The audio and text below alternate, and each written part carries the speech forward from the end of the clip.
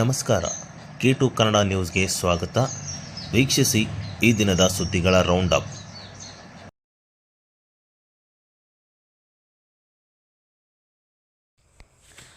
ರಾಜ್ಯ ಕಾನೂನು ಸೇವೆಗಳ ಪ್ರಾಧಿಕಾರವು ಜಿಲ್ಲಾ ಆಡಳಿತ ಮತ್ತು ಜಿಲ್ಲಾ ವಕೀಲರ ಸಂಘದ ಸಹಯೋಗದಲ್ಲಿ ನವೆಂಬರ್ 15ರಂದು ಹಮ್ಮಿಕೊಂಡಿದ್ದ ಕಾರ್ಯಕ್ರಮದಲ್ಲಿ ರಾಯಚೂರು ಜಿಲ್ಲೆಯ ವಿವಿಧ ಭಾಗಗಳಿಂದ ಆಗಮಿಸಿದ ಮಾಜಿ ದೇವದಾಸಿಯರು ಸಕ್ರಿಯ ಭಾಗಿಯಾಗಿದ್ದರು. ಗೌರವಾನ್ವಿತ ನ್ಯಾಯಮೂರ್ತಿಗಳಾದ ವಿಭು ಬಕ್ರು, ಎಂಜಿ ಸುಕೆರೆ ಕಮಲ್, ಅನು ಶಿವರಾಮನ್, ಹೈಕೋರ್ಟ್ನ registrar general K S. Bharath Kumar ಹಾಗೂ ಇನ್ನಿತರು ಪೂರ್ವ ನಿಗದಿಯಂತೆ ಬೆಳಗ್ಗೆ ಸರಿಯಾಗಿ 9:30ಕ್ಕೆ ಜಿಲ್ಲಾ ರಂಗಮಂದಿರದತ್ತ ಆಗಮಿಸುತ್ತಿದ್ದಂತೆ ಡೊಳ್ಳು ಕುಣಿತ ಹಾಗೂ ಮಹಿಳೆಯರ ಪೂರ್ಣ ಕುಂಭದ ಮೂಲಕ ಸಾಂಪ್ರದಾಯಿಕವಾಗಿ ಸ್ವಾಗತಿಸಲಾಯಿತು. ಕಾರ್ಯಕ್ರಮದಲ್ಲಿ ಮೊದಲಿಗೆ ನ್ಯಾಯಮೂರ್ತಿಗಳು ಮಳಿಗೆ ಉದ್ಘಾಟಿಸಿ ವೀಕ್ಷಣೆ ಮಾಡಿದರು. ಜಿಲ್ಲಾ ಕಾನೂನು ಸೇವೆಗಳ ಪ್ರಾಧಿಕಾರ, ಜಿಲ್ಲಾ ಆಡಳಿತ ಮತ್ತು ವಕೀಲರ ಸಂಘದ ಜಂಟಿಯಾಗಿ ಕಾರ್ಯಕ್ರಮವನ್ನು ಅಚ್ಚುಕಟ್ಟಾಗಿ ಆಯೋಜನೆ ಮಾಡಿದ್ದಕ್ಕೆ ನ್ಯಾಯಮೂರ್ತಿಗಳು ಮೆಚ್ಚುಗೆ ವ್ಯಕ್ತಪಡಿಸಿದರು.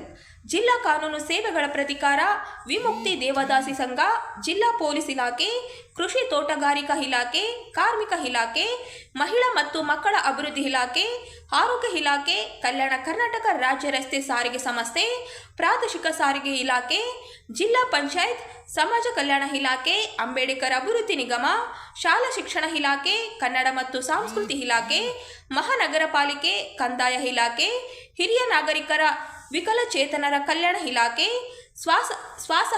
ಸ್ವಸಹಾಯ ಸಂಘಗಳಿಂದ ಮಳಿಗೆ ಅಳವಡಿಸಿ ನಾನಾ ಯೋಜನೆಗಳ ಕರಪತ್ರ ವಿತರಿಸಿ ಮಾಜಿ ದೇವದಾಸಿ ಮಹಿಳೆಯರಿಗೆ ಸರ್ಕಾರದ ವಿವಿಧ ಯೋಜನೆಗಳ ಬಗ್ಗೆ ಅರಿವು ಮೂಡಿಸಲಾಯಿತು.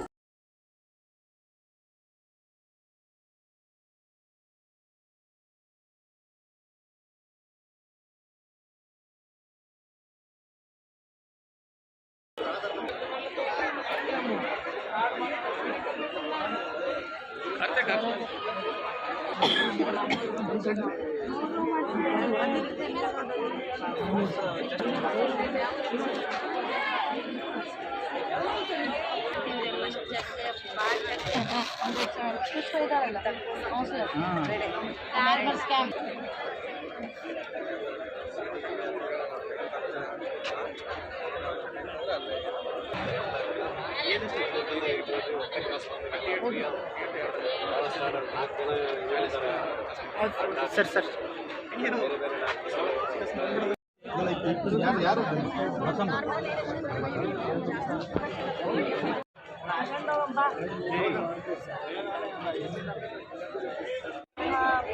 ಮಹಾನಗರ ಪಾಲಿಕೆ ರಾಯಚೂರಿನ ಪ್ರಧಾನಮಂತ್ರಿ ಆವಾಸ್ ಯೋಜನೆ G+3 ಮನೆಗಳನ್ನು ನಾವು ನಿರ್ಮಿಸ್ತಾ ಇದ್ದೀವಿ. ಇದು SC/ST ಸಲುವಾಗಿ ನಮಗೆ ಇವಾಗ ಸದ್ಯ ಇರೋದು ಮನೆಗೆ ಇರ್ತಕ್ಕಂಥ ಮನೆಗಳು SC/ST ಸಲುವಾಗಿ ಇದು ಸುಮಾರು 9 ಲಕ್ಷ ಮನೆಗಳಿದ್ದು G+3 ಮಾದರಿಯಲ್ಲಿ ನಾವು ಮನೆಗಳನ್ನು ನಿರ್ಮಿಸ್ತಾ ಇದ್ದೀವಿ. ರಾಯಚೂರಲ್ಲಿ 2419 ಮನೆಗಳು, ಅದು ಹಾಸನ ಡಿಸ್ಟಿಕ್ಕಿಗೆ, ರಾಯಚೂರು ಜಿಲ್ಲೆಗೆ ನಾವು ಒಂದೇ ಒಂದು ಪ್ರಾಜೆಕ್ಟನ್ನು ಈಗ ಸ್ಟಾರ್ಟ್ ಮಾಡಿರೋದು. ಹಾಗಾಗಿ ಈ ರಾಯಚೂರು ಜನತೆಗೆ ಏನು ಹೇಳ್ಬೇಕಂತಂದರೆ SC/ST ಅವರು ಯಾರು ಇದ್ದೀರಿ ಅವರೆಲ್ಲರೂ ರಾಯಚೂರು ಮಹಾನಗರ ಪಾಲಿಕೆಗೆ ಬಂದು ಈ ಸೌಲಭ್ಯವನ್ನು ಪಡಿಬೇಕು. ಕೇಂದ್ರ ಸರ್ಕಾರದಿಂದ 1.5 ಲಕ್ಷ, ರಾಜ್ಯ ಸರ್ಕಾರದಿಂದ 2 ಲಕ್ಷ SC/ST ಅವರಿಗೆ. ಆಮೇಲೆ ಇವಾಗ ನೀವು ಎಲ್ಲ ಬುಕ್ಕಿಂಗ್ ಮಾಡಬೇಕಂದ್ರೆ 1 ಲಕ್ಷ ಕಟ್ಟಿ ಇನ್ನು ಉಳಿದಿರತಕ್ಕಂಥ ಸಾಲವನ್ನು ಬ್ಯಾಂಕ್ ಮುಖಾಂತರ ಮಾಡಿಕೊಡಲಾಗುವುದು. ಹೆಚ್ಚಿನ ಮಾಹಿತಿಗಾಗಿ ಮಹಾನಗರ ಪಾಲಿಕೆ ರಾಯಚೂರಿಗೆ ಬಂದು ಭೇಟಿ ಕೂಡ ಇರ್ತಾರೆ. ತಮ್ಮ ಹೆಸರು ಕನ್ಫರ್ಮ್ ಮಾಡ್ತೀನಿ. ಏನಿದ್ರು ನನ್ನ district social development specialist CLDC ಅಂತ.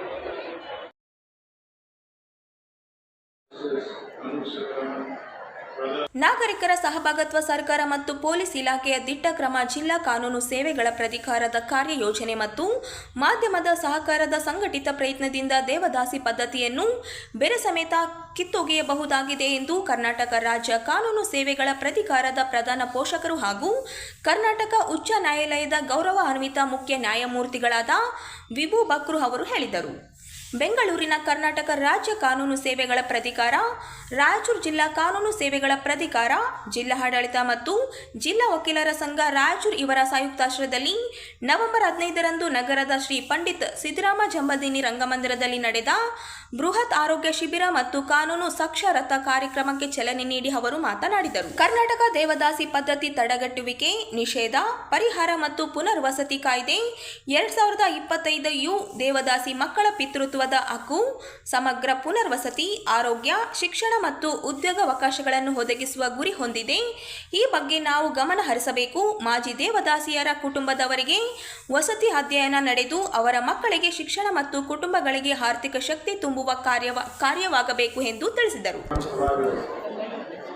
Empowerment must come from within the community to pass and prevent this practice from continuing.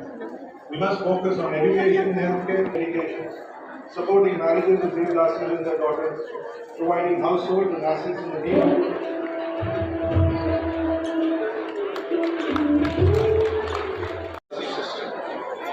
The Devdasis is one of the most painful reminders of our tradition when distorted can lead to injustice. Began centuries ago as an act of devotion.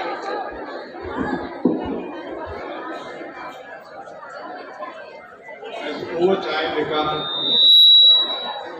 cruel social practice, one that has robbed countless of young girls of their childhood, dignity and dreams.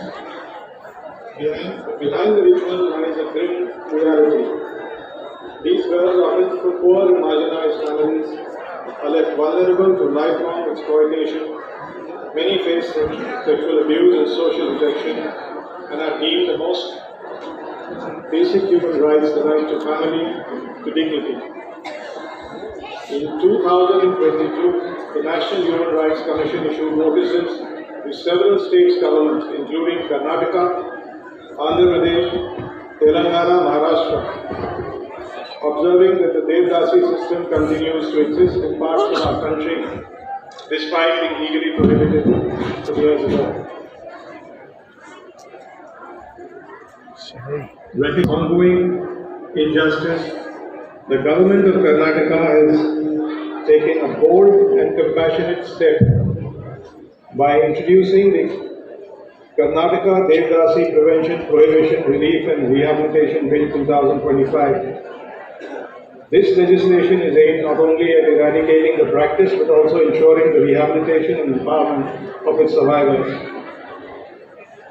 On 23rd June 2025, the Karnataka State Human Rights Commission directed the Chief Secretary to carry out a comprehensive statewide survey of all Devdasi women, a critical step towards understanding the realities and restoring their rights. And Devdurga Taluk में 3,433 घर और 1,180 देवदासी परिवारों का पहचान की गई। ये एक शुरुआत है, पर इस शुरुआत में एक आश्वासन है कि ये कार्यक्रम पूरा होगा, कि ये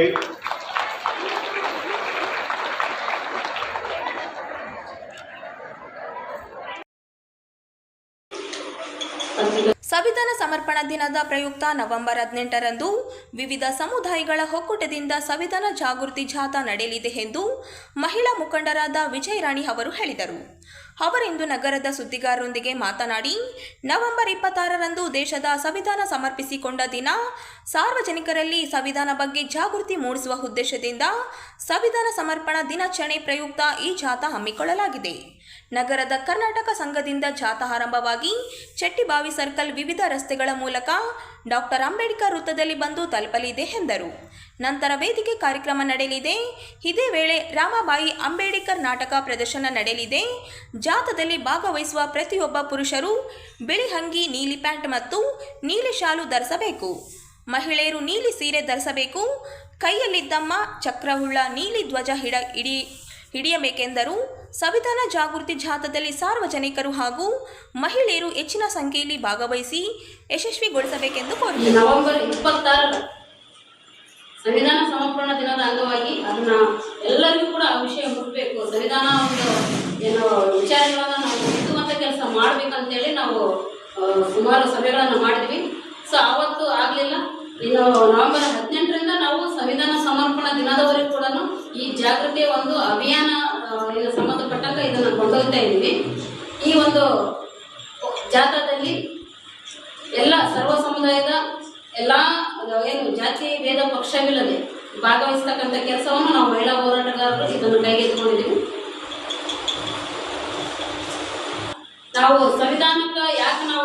ಆದ್ಯತೆ ಕೊಡ್ಬೇಕಂತಂದ್ರೆ ಬಾಬಾ ಸಾಹೇಬ್ ಅಂಬೇಡ್ಕರ್ ಅವರು ಮಹಿಳೆಯರಿಗೆ ಈಗಾಗಲೇ ಎಲ್ಲಾ ರೀತಿಯಲ್ಲಿ ಕೂಡ ಹಿಂದೂ ಕೊಟ್ಟಿದ್ದಾರೆ. ಅವ್ರು ಕೊಟ್ಟಂತ ಮೂಲಭೂತ ಹಕ್ಕುಗಳಲ್ಲಿ ನಾವು ಏನು ಸ್ವತಂತ್ರವಾಗಿ ಹೊರಗಡೆ ತಿರುಗಾಡ್ತಾ ಇದ್ದೀವಿ. ಎಲ್ಲಾ ರೀತಿಯಲ್ಲಿ ಕಾನೂನುಬದ್ಧವಾಗಿ ನಮಗೆ ಎಲ್ಲಾ ರೀತಿಯಲ್ಲೂ ಕೂಡ ರಕ್ಷಣೆ ಇದೆ. ಅದನ್ನ ನಾವು ಮರೆಯುವಂತಿಲ್ಲ. ನಾವೆಲ್ಲ ಇವತ್ತು ಜಿಲ್ಲೆಯಲ್ಲಾಗಿರ್ಬೋದು, ರಾಜ್ಯದಲ್ಲಾಗಿರ್ಬೋದು ಮಹಿಳೆಯರು ಮರೆಮಾಸ್ತಾ ಇಲ್ಲ. ನಾವು ಕೂಡ ಜಾಗೃತರಾಗಿದ್ದೀವಿ, ಎಚ್ಚೆತ್ಕೊಳ್ತಾ ಇದ್ವಿ. ಸಂವಿಧಾನಕ್ಕೆ ತಕ್ಕಂತೆ ನಾವು ಏನ್ ಮಾಡಬೇಕು ಅದನ್ನ ಎಚ್ಚರಿಕೆ ವಿಚಾರದಲ್ಲಿ ಅದನ್ನ ಏನು ಕೊಂಡೊಯ್ತಕ್ಕಂಥ ಕೆಲಸವನ್ನ ನಮ್ಮ ಮಹಿಳಾ ವೇದಿಕೆ ಮಾಡ್ತಾ ಇದ್ದೀವಿ. ಅಂದಿನ ಒಂದು ಜಾತಕ್ಕೆ ನಮ್ಮ ಒಂದು ಸಂಪೂರ್ಣ ಬೆಂಬಲ ಇದೆ ಕೂಡ, ಅದು ನಮ್ಮ ಹಕ್ಕು ಕೂಡ ಮತ್ತು ಕರ್ತವ್ಯ ಕೂಡ. ಈ ಒಂದು ಸಂವಿಧಾನ ಜಾಗೃತಿ ಅಭಿಯಾನ ವಿಶೇಷವಾಗಿ ನಾವು ಹಾಕೊಂಡಿರುತ್ತೆ. ಇಲ್ಲಿಂದ ನಮ್ಮ ಒಂದು ಪಯಣ ಶುರುವಾಗುತ್ತೆ. ಇಲ್ಲಿವರೆಗೂ ನಾವು ಸಂವಿಧಾನನ ಕಾಪಾಡಬೇಕಾಯಿತು. ಈಗ ಸಂವಿಧಾನ ಸುಮಾರು ಕರ್ನಾಟಕ ಜನಶಕ್ತಿ ಸಂಘಟನೆ ಇದೆ, ಕರ್ನಾಟಕ ಸಂಘದ ಒಂದು ಆಫೀಸಿನಿಂದ ಕಚೇರಿ ಅಂಬೇಡ್ಕರ್ ಸರ್ಕಲ್ ರಾಯಚೂರು ಜಿಲ್ಲೆಯಲ್ಲಿ ರಾಯಚೂರಲ್ಲೇ ಮಾಡ್ತಾ ಇದ್ದೀವಿ. ಈಗಾಗಲೇ ಅದು ಪತ್ರಿಕಾಗೋಷ್ಠಿ ಮಾಡಿದ್ದೀವಿ. ಈಗಾಗಲೇ ಎಲ್ಲರ ಗಮನಕ್ಕಿದೆ. ಇದು ಜೊತೆನೇ ಮಾಡ್ತಾ ಇದ್ದೀವಿ. ದಲಿತ ಸಂಘಟನೆ ಅಂತಲ್ಲ, ಎಲ್ಲ ಮಾಡ್ತಾ ಇದ್ದೀವಿ. ಜಿಲ್ಲೆಯ ಎಲ್ಲ ಜನತೆ ಮತ್ತು ಮಹಿಳೆಯರು ಹೆಚ್ಚಿನ ಸಂಖ್ಯೆಯಲ್ಲಿ ಭಾಗವಹಿಸಬೇಕು.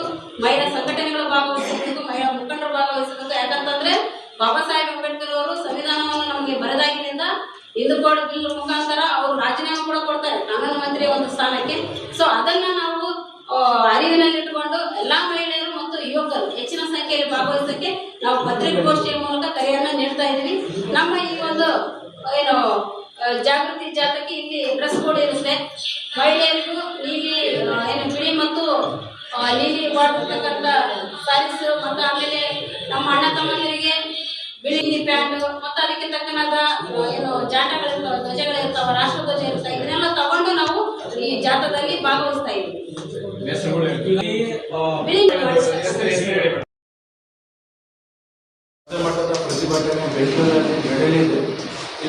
ಕಾರ್ಮಿಕರಿಗೆ ಸಂವಿಧಾನಬದ್ಧ 42,000 ವೇತನ ಸೇರಿ ಗುತ್ತಿಗೆ ಕಾರ್ಮಿಕ ಪದ್ಧತಿ ರದ್ದುಪಡಿಸಬೇಕೆಂದು ಆಗ್ರಹಿಸಿ ದಿನಾಂಕ 27ರಂದು ಬೆಂಗಳೂರಿನ ಫ್ರೀಡಂ ಪಾರ್ಕ್ನಲ್ಲಿ ರಾಜ್ಯ ಮಟ್ಟದ ಪ್ರತಿಭಟನೆ ಹಮ್ಮಿಕೊಳ್ಳಲಾಗಿದೆ ಎಂದು ಎಐಸಿಸಿಟಿಯು ರಾಜ್ಯ ಪ್ರಧಾನ ಕಾರ್ಯದರ್ಶಿ ಮೈತ್ರಿ ಕೃಷ್ಣ ಅವರು ಹೇಳಿದರು. ಅವರಿಂದು ನಗರದ ಸುದ್ದಿಗಾರರೊಂದಿಗೆ ಮಾತನಾಡುತ್ತಾ ಪ್ರತಿ 5 ವರ್ಷಕ್ಕೊಮ್ಮೆ ಕಾರ್ಮಿಕರಿಗೆ ವೇತನ ಹೆಚ್ಚಳ ಮಾಡಬೇಕು ಎಂಬ ನಿಯಮವಿದೆ. ಆದರೆ ಕೇಂದ್ರ ಮತ್ತು ರಾಜ್ಯ ಸರ್ಕಾರ ಕಾರ್ಮಿಕರಿಗೆ ಗುತ್ತಿಗೆ ಪದ್ಧತಿ ಮೂಲಕ ಮೂಲಭೂತ ಸೌಕರ್ಯದಿಂದ ವಂಚನೆ ಮಾಡಲಾಗುತ್ತಿದೆ. ಕಾರ್ಮಿಕ ವಿರೋಧಿ 4 ಕಾಯ್ದೆಗಳನ್ನು ಕೂಡಲೇ ರದ್ದುಪಡಿಸಬೇಕೆಂದು ಆಗ್ರಹಿಸಿದರು. ಸರ್ವರ್ಗೂ ಉದ್ಯೋಗ ಖಾತ್ರಿ ಹಾಗೂ ಉದ್ಯೋಗ ಸಂರಕ್ಷಣೆ ಖಚಿತಪಡಿಸಬೇಕು ಹಾಗೂ ಸಮಾನ ದುಡಿಮೆಗೆ ಸಮಾನ ವೇತನ ನೀಡಬೇಕು ಎಂಬ ವಿವಿಧ ಬೇಡಿಕೆ ಆಗ್ರಹಿಸಿ ಈ ಪ್ರತಿಭಟನೆ ನಡೆಸಲಾಗುವುದು ಎಂದರು. ದಿನದಿನಕ್ಕೂ ಕಾರ್ಮಿಕರ ವರ್ಗದ ಮೇಲಿನ ದಾಳಿ ಹೆಚ್ಚಾಗುತ್ತಿದೆ. ಕಾರ್ಮಿಕರ ಹೋರಾಟದ ಫಲವಾಗಿ ಅಸ್ತಿತ್ವಕ್ಕೆ ಬಂದ ಕಾರ್ಮಿಕರ ಕಾನೂನುಗಳ ಬದಲಾವಣೆಗೆ ಕೇಂದ್ರ ಸರ್ಕಾರ ವಿಭಿನ್ನ ದಾರಿಯಲ್ಲಿ ಹೊರಟಿದೆ. ಕೇಂದ್ರ ಸರ್ಕಾರದ ಬದಲು ರಾಜ್ಯ ಸರ್ಕಾರ ಈ ಕಾನೂನು ಬದಲಾವಣೆಯಲ್ಲಿ ತೊಡಗಿವೆ. ಬಿಜೆಪಿ ಅಧಿಕಾರದಲ್ಲಿರುವ ರಾಜ್ಯದಲ್ಲಿ ಹಲವಾರು ಕಾನೂನುಗಳನ್ನು ಈಗಾಗಲೇ ಬದಲಾಯಿಸಲಾಗಿದೆ. ಉಳಿದ ರಾಜ್ಯಗಳು ಇದಕ್ಕೆ ಹೊರತಾಗಿಲ್ಲ. ಆತಂಕದ ಸಂಗತಿ ಎಂದರೆ ಅಲ್ಲಿ ಕಾರ್ಮಿಕರ ಕಾನೂನುಗಳನ್ನು ನೇರವಾಗಿ ಉಲ್ಲಂಘಿಸಿ ಕಾರ್ಪೊರೇಟರ್ ಬಂಡವಾಳಕ್ಕೆ ಹಾಗೂ ಗುತ್ತಿಗೆ ಕಾರ್ಮಿಕರ ಪದ್ಧತಿಗೆ ಭಾರಿ ಉತ್ತೇಜನ ನೀಡಲಾಗುತ್ತಿದೆ. ದೇಶದಲ್ಲಿ 90% ಕಾರ್ಮಿಕರು ಕನಿಷ್ಠ ವೇತನ ಹಾಗೂ ಉದ್ಯೋಗ ಭದ್ರತೆ ಮತ್ತು ಸಾಮಾಜಿಕ ಭದ್ರತೆಯಿಂದ ವಂಚಿತರಾಗಿದ್ದಾರೆ ಎಂದರು. ಎಲ್ಲ ಕಾರ್ಮಿಕರಿಗೂ ಕನಿಷ್ಠ ವೇತನ ಸಿಗಬೇಕು. ಕನಿಷ್ಠ ವೇತನ ಅಂದ್ರೆ ನಾವು ಸುಪ್ರೀಂ ಕೋರ್ಟ್ ಆದೇಶ ಪ್ರಕಾರ ಹೇಗೆ ಊಟಕ್ಕೆ ಮತ್ತೆ ಊಟ ಬಟ್ಟೆ ಮತ್ತೆ ಬಾಡಿಗೆ ಕಟ್ಟಕ್ಕೆ ಒಂದು ಘನತೆಯಾದ ಒಂದು ಜೀವನ ಮಾಡಕ್ಕೆ ಎಷ್ಟು ಬೇಕು ಅಂತ ನಾವು ಎಲ್ಲ ನೋಡ್ಕೊಂಡು ಕ್ಯಾಲ್ಕುಲೇಷನ್ ಮಾಡಿರೋ ಪ್ರಕಾರ ಮಿನಿಮಮ್ 42,000 ಸಂಬಳ ಸಿಗಬೇಕಾಗುತ್ತೆ. 42,000 ಸಂಬಳ ಸಿಕ್ಕಿದ್ರೆ ಮಾತ್ರ ಒಂದು ಕನಿಷ್ಠ ಕೂಲಿ ಅಂತ ಕರಿಬೋದು. ಇಲ್ಲಾಂದ್ರೆ ಸಾಲದಲ್ಲಿ ಮುಳುಗೋಗಿರೋದು ಏನು ಪರಿಸ್ಥಿತಿ ಇದೆಯೋ ಅದೇ ಅನುಭವಿಸುತ್ತೆ. ಸೊ ಮಿನಿಮಮ್ ಆಗಿ 42,000 ಸಂಬಳ ಕನಿಷ್ಠ ವೇತನ ಘೋಷಣೆ ಮಾಡಬೇಕು ಸರ್ಕಾರ ಅಂತ ನಾವು ಮುಂದೆ ಇಡ್ತಾ ಇದ್ದೀವಿ.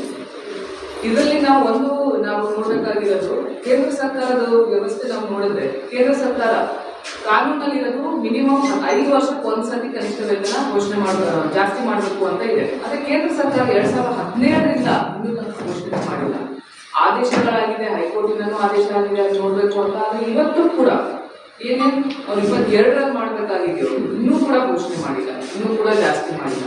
ಆ ಥರ ಇರಬೇಕಾಗಿದೆ ಅಂದರೆ ನಮ್ಮ ಮುಖ್ಯವಾದ ಒಂದು ಒತ್ತಾಯ ಏನಿದೆ, ರಾಜ್ಯ ಸರ್ಕಾರಕ್ಕೂ ಮತ್ತು ಕೇಂದ್ರ ಸರ್ಕಾರಕ್ಕೂ ಕೂಡ 42,000 ಸಂಬಳ ಘೋಷಣೆ ಮಾಡಬೇಕು. ಕನಿಷ್ಠ ವೇತನ ಪ್ರತಿ ಒಬ್ಬರಿಗೂ 42,000 ಸಿಗಬೇಕು ಅಂತ ಘೋಷಣೆ ಮಾಡಬೇಕು. ಎರಡನೇ ವಿಷಯ, ನಾವು ಎಲ್ಲ ಕಡೆ ನಾವು ನೋಡ್ತಾ ಇದ್ದೀವಿ, ಗುತ್ತಿಗೆ ಪದ್ಧತಿ ಅಂತ ಒಂದು ಹೆಸರಿನಲ್ಲಿ ಗುತ್ತಿಗೆ ಕಾರ್ಮಿಕರು ಅಂತ ತಗೊಂಡು ಅವರ ಪ್ರತಿಯೊಂದು ಹಕ್ಕು ಉಲ್ಲಂಘನೆ ಆಗ್ತಾ ಇದೆ. ಇದು ಒಂದು ಹೊಸ ತರಹದ ಕಾಯಿಲೆ ನಮ್ಮ ಸಮಾಜದಲ್ಲಿ, ಗುತ್ತಿಗೆ ಪದ್ಧತಿನ ಮುಂದೆ ತಗೊಂಡು ಬರೋದು. ಇದರಲ್ಲಿ ಕಾರ್ಮಿಕರಿಗೆ ಕಷ್ಟ ಆಗುತ್ತೆ, ಕಾರ್ಮಿಕರಿಗೆ ಶೋಷಣೆ ಆಗ್ತಾ ಇದೆ, ಮತ್ತೆ ಸರ್ಕಾರಕ್ಕೂ ಯಾವುದೇ ತರದ್ದು ಒಂದು ಬೆನಿಫಿಟ್ ಸಿಗ್ತಾ ಇಲ್ಲ. ಮಧ್ಯವಸ್ಥರಿಗೆ ಮಾತ್ರ ಇದರಲ್ಲಿ ಬೆನಿಫಿಟ್ ಆಗ್ತಾ ಇದೆ. ಗುತ್ತಿಗೆ ಪದ್ಧತಿ ಒಂದು ಹೊಸ ತರಹದ ಜೀತ ಪದ್ಧತಿ ಅಂತ ಸುಪ್ರೀಂ ಕೋರ್ಟ್ ಸುಮಾರು ಸತಿ ಹೇಳಿದ್ದಾರೆ. ಸುಪ್ರೀಂ ಕೋರ್ಟ್ ಹೇಳಿದಂತೂ ಇವತ್ತು ಕೂಡ ಯಾಕೆ ಈ ಹೊಸ ತರಹದ ಒಂದು ಜೀತ ಪದ್ಧತಿ ನಡೀತಾ ಇದೆ, ಇನ್ನೂ ಜಾಸ್ತಿ ಆಗ್ತಾ ಇದೆ ಅಂತ ನಾವು ಪ್ರಶ್ನೆ ಕೇಳಬೇಕಾಗುತ್ತೆ. ಗುತ್ತಿಗೆ ಪದ್ಧತಿಯಲ್ಲಿ ಕೆಲಸ ಮಾಡ್ತಾ ಇರೋ ಕಾರ್ಮಿಕರಿಗೆ ಒಂದು ಸರಿಯಾದ ರೀತಿಯ ಸಂಬಳ ಸಿಗ್ತಾ ಇಲ್ಲ, ತಿಂಗಳು ಕೂಡ ಸಂಬಳ ಸಿಕ್ಕಲ್ಲ ಅವ್ರಿಗೆ, ಕನಿಷ್ಠ ವೇತನ ಬಿಡಿ, ತಿಂಗಳು ಕೂಡ ಸಂಬಳ ಸಿಕ್ಕಲ್ಲ ಅವ್ರಿಗೆ. ESI PF ಏನ್ ಕಟ್ಟಬೇಕಾಗಿದೆಯೋ ಅದು ಕಟ್ತಾ ಇಲ್ಲ, ಯಾವುದೇ ತರಹದ ಭದ್ರತೆ ಇದೆ. ಹೋಗ್ಬಿಟ್ಟು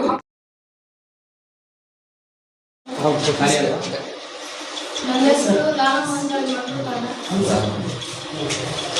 ನಮ್ಮ ಅಣ್ಣನಿಗೆ ತುಂಬ ಅನ್ಯಾಯ ಆಗಿದೆ, ನ್ಯಾಯ ಕೊಡಬೇಕು ಬಂದಿದ್ದೆ. ಜೈಲಿಗೆ ಹಾಕಿದ್ದಾರೆ, ನಿಮ್ಸು ಜೈಲಲ್ಲಿ ಅಣ್ಣ ಇದ್ದಾನೆ, ರಾಯಚೂರಲ್ಲಿ ಅಣ್ಣನ ಹೆಂಡ್ತಿದ್ದಾರೆ, ಮಕ್ಕಳು. ನಮ್ದು ಹಳೆ ಕೇಸಿಗೆ ಅಪೋಸಿಟ್ ಪಾರ್ಟಿ ಅಂದರೆ ನಮ್ಮ ಮನೆ ಎದುರಿರೋರು ನಮ್ಮ ಅಣ್ಣನ ಮಕ್ಕಳಿಗೆ ತುಂಬ ಹೊಡೆದಿದ್ರು, ಆಮೇಲೆ ಬೆಂಕಿ ಬಾರಿಸ್ತಾನೆ ಅಂತ ಹೇಳಿದ್ರು. ಅದ್ರ ಸಂಬಂಧವಾಗಿ ಅದು ವಾಯ್ದೆಯಾಗಿ ಜಗಳ ಆಗಿ ಫುಲ್ ಮನೆಗೆ ಒಕ್ಕೊಂಡು ಹೊಡೆದು ಮನೆ ಬಾಕಿ ಮುಗಿದೆಲ್ಲ ಹೊಡೆದಿದ್ರು ಫ್ರೆಶ್ ಸ್ಟಾರ್ಟಿಂಗ್ ಆಗಿ. ನಾನು ಹೋಗಿ ನಮ್ಮ ಅಣ್ಣ ಹೊಡೆದಿದ್ದಾರೆ, ಅನ್ಯಾಯ ಆಗಿದೆ ಅಂತ ನಾನು ಪೊಲೀಸ್ ಸ್ಟೇಷನ್ಗೆ ಹೋಗಿದ್ದೆ ನ್ಯಾಯ ಕೇಳೋದಕ್ಕೆ, ಅವ್ರಿಗೆ ಅರೆಸ್ಟ್ ಮಾಡಿ ಅಂತ. ಅವರು FIR ಕೊಡೋದಕ್ಕೆ 2 ದಿನ ವೇಟ್ ಮಾಡಿದ್ರು SI ಸರ್ ಅವರು. 2 ದಿನ ಆದ ನಂತರ ನಮ್ಗೆ FIR ಕೊಟ್ಟರು. ಕೊಟ್ಟ ನಂತರ ನಾವು ಅವ್ರಿಗೆ ಹಾಕಿ ನಮ್ಮ ಅಣ್ಣವ್ರ ಲಿಂಗ್ಸೂರಿನ ರಾಯಚೂರು ವಿಮ್ಸ್ ಹಾಸ್ಪಿಟಲಲ್ಲಿ ಟ್ರೀಟ್ಮೆಂಟ್ ತಗೊಳ್ತಾ ಇದ್ದಾರೆ ಅಂತ ಹೇಳ್ಬಿಟ್ಟು ನಾವು ಪ್ರಯತ್ನ ಪಟ್ಟಿದ್ದೀವಿ, ಹೇಳ್ಕೊಂಡಿದ್ದೀವಿ.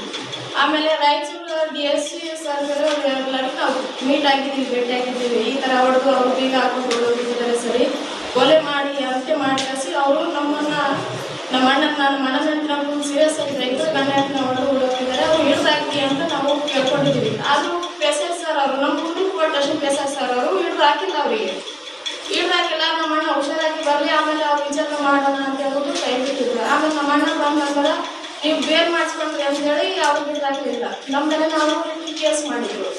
ನಮ್ಮ ಮೇಲೆ ಕೇಸ್ ಮಾಡಿದ ನಂತರ ನಾವು ಬೇರೆ ತಗೊಂಡಂತ ಟ್ರೈ ಮಾಡಿದ್ವಿ. ಆಮೇಲೆ ನಮ್ದು ಬೇರೆ ಆದ ನಂತರ ಅವ್ರು ನಾವು ತಂದಾಕಲಿಲ್ಲ, ನಮಗೂ ಹಿಡಿದಾಕಲಿಲ್ಲ, ನಮಗೂ PSI ಸರ್ ಅವರು. ಆದ್ಮೇಲೆ ನಾವೇನು ಮಾಡಿದ್ವಿ, ಡೈರೆಕ್ಟ್ ಕೋರ್ಟಿಂದ ವಾದ ಮಾಡ್ಕೊಳ್ಳಿ ಅಂತ ಹೇಳಿದ ನಂತರ ನಾವು ಡೈರೆಕ್ಟ್ ಕೋರ್ಟಿಂದ ವಾದ ಮಾಡ್ಕೊಂಡ್ರೆ ಆಯ್ತು ಅಂತ ಹೇಳ್ಬಿಟ್ಟು ನಾವು ಅಲ್ಲಿಂದಲೇ ಸೈಲೆಂಟ್ ಆಗ್ಬಿಟ್ಟಿದ್ದೀವಿ.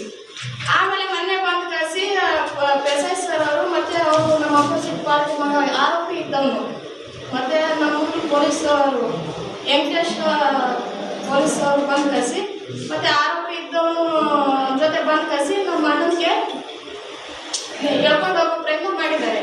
ಆಮೇಲೆ ನಮ್ಮಣ್ಣ ಏನಂದಿದ್ದಾನೆ, ಆರೋಪಿ ನಿಮ್ಮ ಜೊತೆ ಇದ್ದಾನೆ, ನಿರುಪರಾಧ ನಾನು ಬರ್ತೀನಿ ಅಂತ ಹೇಳಿ ಮಾತಾಡಿದ್ದಾರೆ. ಮಾತಾಡಿದ ನಂತರ ಅವೆಲ್ಲ ಎದ ಮೇಲೆ ಅಂಗಿ ಹಿಡ್ಕೊಂಡು ಎಲ್ಲರೂ ಮಾಡಿದ್ದಾರೆ. ಆದ ನಂತರ ಇದು ನಮ್ಮಣ್ಣವರು ನಮ್ಮಣ್ಣ ವಿಡಿಯೋ ಮಾಡೋದಕ್ಕೆ ಟೈಮ್ ಮಾಡಿದ್ದಾರೆ, ಸಾಕ್ಷಿ ಇದಕ್ಕೆ ಇದು ನಮ್ಮ ಅಮ್ಮನ ತೋರಿಸ್ಕೊಳ್ಳೋಕೆ ಇದು ವಿಡಿಯೋ ಮಾಡಿದ್ದಾರೆ. ಇದನ್ನು ಕಸ್ಕೊಂಡು ಈ ಥರ ಹೊಡೆದಾಕಿದ ನಂತರ ಹುಡುಗನ ಆರೋಪಿ ಇದ್ದ ಹುಡುಗನ್ನ ನಮ್ಮಣ್ಣ ಕಟ್ಟಾಕೋ ಪ್ರಯತ್ನ ಮಾಡ್ತಾನೆ. ನಮ್ಮನ್ನ ಮನೆತನ ಬಂದು ನೀನು ಅಪರಾಧ ಇತ್ತು, ನನ್ನ ನಿರ್ಪಾದಿಂದ ಬಡಕ್ಕೆ ಬಂದಿದ್ದೆ ಅಂತ ಹೇಳ್ಬಿಟ್ಟು ಅವ್ನು ಕಟ್ಟಾಕೋದು ವ್ಯವಸ್ಥೆ ಮಾಡಿದ್ದ ನಂತರ ಅದು ನಮ್ಮ ವೆಂಕಟೇಶ್ ಸರ್ ಪೊಲೀಸ್ ಅವರು ಬಂದು ವಿಡಿಯೋ ಮಾಡುತ್ತಾರೆ ಹಿಂದಿಂದ. ವಿಡಿಯೋ ಮಾಡ್ಕೊಂಡು ಆಮೇಲೆ ಏನು ಮಾಡ್ರೆ PSI ಸರ್ನ ನಮಗೂ PSI ಸರ್ನ ಫೋನ್ ಮಾಡಿ ಕಳ್ಸ್ಕೊಂಡು 5 ಜನ ಬಂದು ನಮ್ಮ ಅಣ್ಣನ ಮೇಲೆ ಅಣ್ಣನ ಹೆಂಡತಿ ಮೇಲೆ ಲಾಠಿ ಇಟ್ಟು ಬಂದು ಏನು ಕೇಳಿಲ್ಲ, ಏನು ಈ ಥರ ಯಾಕೆ ಬಡಿಯೋದಕ್ಕೆ ಶುರು ಮಾಡಿದ್ರು ಗಂಡ ಹೆಂಡತಿ. ಅವ್ರು ಬಂದಾಗ ಲೇಡಿ ಕಾನ್ಸ್ಟೇಬಲ್ ಯಾರೂ ಇರಲಿಲ್ಲ, ಜನ್ಸ್ PSI ಹೋಗ್ಬಿಟ್ಟು ಅವ್ರಿಗೆ ಲಾಠಿಯಿಂದ ಹೇಗೆ ಬೇಕು ಹಾಕ್ಬಿಟ್ಟಿದ್ದಾರೆ. ಹೆಣ್ಮಕ್ಳನ್ನ ಅಣ್ಣನ ಮಗ ಇದ್ದಾನೆ, 8 ವರ್ಷ ಏನೋ ಇದ್ದಾನೆ ಮಗು. ಆ ಮಗು ವಿಡಿಯೋ ಮಾಡ್ತಿದ್ರೆ ಫೋನ್ ಎಲ್ಲ ಕಸ್ಕೊಂಡಿದ್ದಾರೆ. ಫೋನ್ ಎಲ್ಲ 4 ಫೋನ್ ಕಸ್ಕೊಂಡು ಹೋಗಿ ಅವ್ರ ಕಡೆನೇ ಮಾಡ್ಕೊಂಡಿದ್ದಾರೆ PSI ಸರ್ ಅವರು. ರಿಟರ್ನ್ ನಮ್ಗೆ ಫೋನ್ ಕೊಟ್ಟಿದ್ದಿಲ್ಲ. ಇದು ನಮ್ಮ ಫೋನ್ ಪ್ರೂಫ್, ನಮ್ಮ PSI ಸರ್ ಬಂದು ಬಡಿತಾರೋದು ಪ್ರೂಫ್, ಮತ್ತೆ ಅವ್ರು ಬಂದು ಗಲಾಟೆ ಮಾಡೋದು ಪ್ರೂಫ್ ಫೋನ್ನ ಇದು ತಗೊಂಡು ಏನು ಇದ್ರದಾಗ ಪ್ರೂಫ್ ಸಿಕ್ಕರೆ ತಾನೇ ನಮ್ಮನ್ನ ನೀವು ಒಳಗೆ ಹಾಕ್ಸೋದಕ್ಕೆ ಆಗತ್ತೆ ಅಂತ ಹೇಳ್ಬಿಟ್ಟು ಫೋನ್ ಈ ಥರ ಹೊಡೆದಾಗಿ ನಾವು ಫೋನ್ ತಗೊಂಡು ಹೋಗ್ಬಿಡ್ತಾರೆ. ಆ ನಂತರ ಏನಿಲ್ಲ ಲಾಠಿ ಏನಿಂದ ತುಂಬ ಗಾಯಗೊಂಡಿದ್ದಾರೆ ನಮ್ಮ ಅಣ್ಣನೇ ಹೇಳ್ತಿದ್ರು. ಅವ್ರು ನಮ್ಮನ್ನು ಸಾಯಿಸ್ಬಿಡಿ, ನಾವು ಮೊದಲೇ ನಮ್ಮನ್ನು ಬಡ್ತಾರೆ ಈ ಥರ ಇದು ಮಾಡಿದಾಗ ನೀವು ಬಂದು ನಮ್ಮನ್ನು ಕೇಳಲಿಲ್ಲ, ನ್ಯಾಯ ಕೊಡಲಿಲ್ಲ, ಈಗ ನೀವು ಅವ್ರು ಸಪೋರ್ಟ್ ಆಗಿ ಬಂದು ನಮ್ಮನ್ನು ಈ ಥರ ಹೊಡಿತಿದ್ರಂದ್ರೆ ನಮ್ಮನ್ನು